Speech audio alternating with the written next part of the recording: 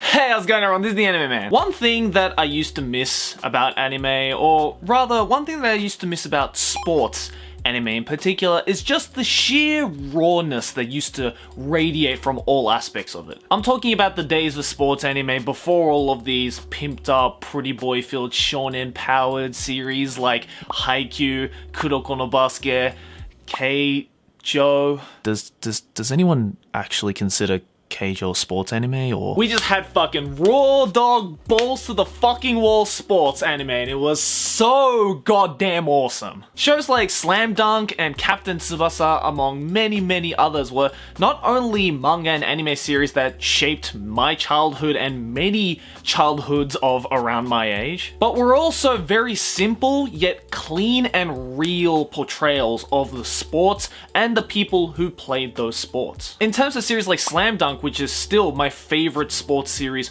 to this day, period, it is just guys doing basketball. That's it. No need for special shonen power-up moves, or no need for ridiculous animations and art styles, just simple basketball.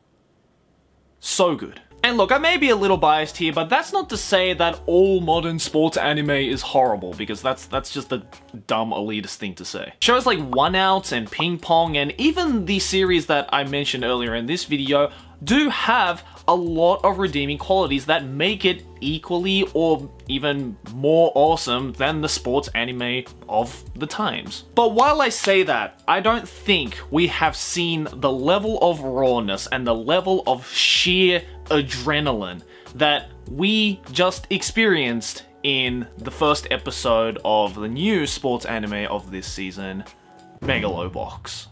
This was a series that immediately caught my eye when I first saw it. If you watched my What Will I Be Watching for this current season that's airing, then you know that I went off on a tangent and saw this series and decided to talk about it because it just captivated me immediately. But especially now, knowing the fact that not only is this a series that was inspired for the 50th anniversary of what is arguably the greatest sports anime and manga, and easily the greatest boxing anime and manga, most influential sports and anime manga of its time, Ashita no Joe. But also knowing the fact that the character design and art styles were done by the man behind the magic, Chiba Tetsuya. And look, let me just stop right here. If you are watching this video right now and have never ever heard or seen Ashita no Joe before, what are you doing? Seriously though, it is an old series, but I absolutely recommend it, especially if you are a fan of sports manga and anime.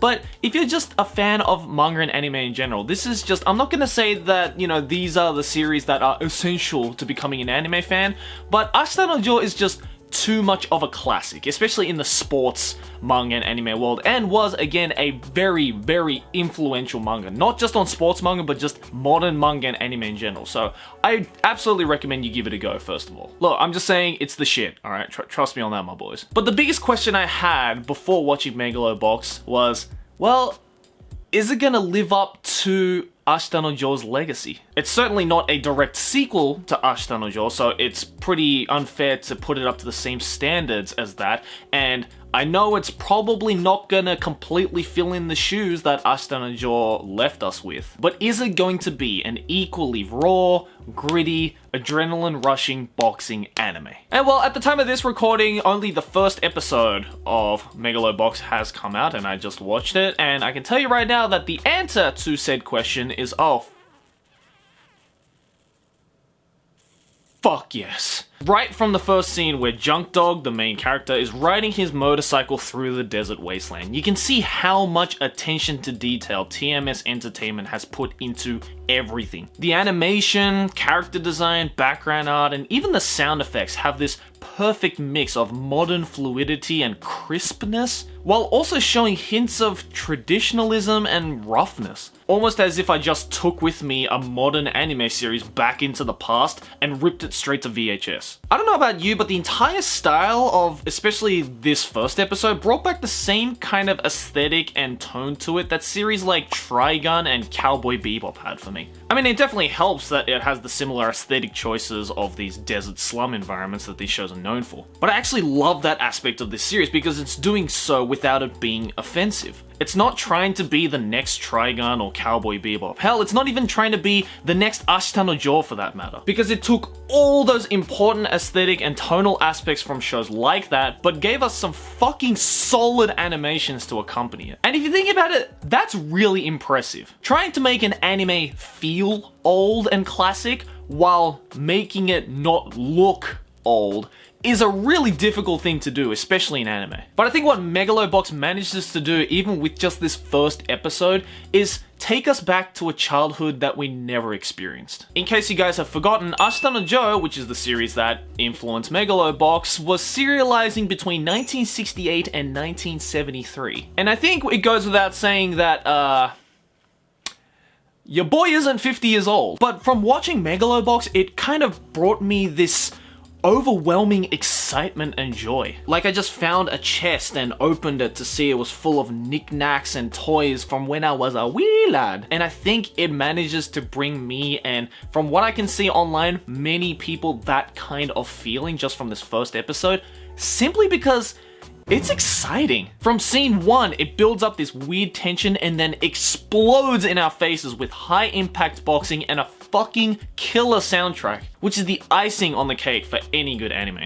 And it's pretty impressive that even within the span of 24 minutes, the series already manages to get us invested in not only the main character and what he's supposedly all about, but the sudden cliffhanger that the episode ends in. And yo, I can already tell that if this series keeps chugging along at that pace and later on enters some kind of a tournament arc, it's a wrap. Let's just say I won't be needing porn for the next couple of months because I'll have something way more exciting to crank my schween to. Now, am I saying that Megalo Box is anime of the season?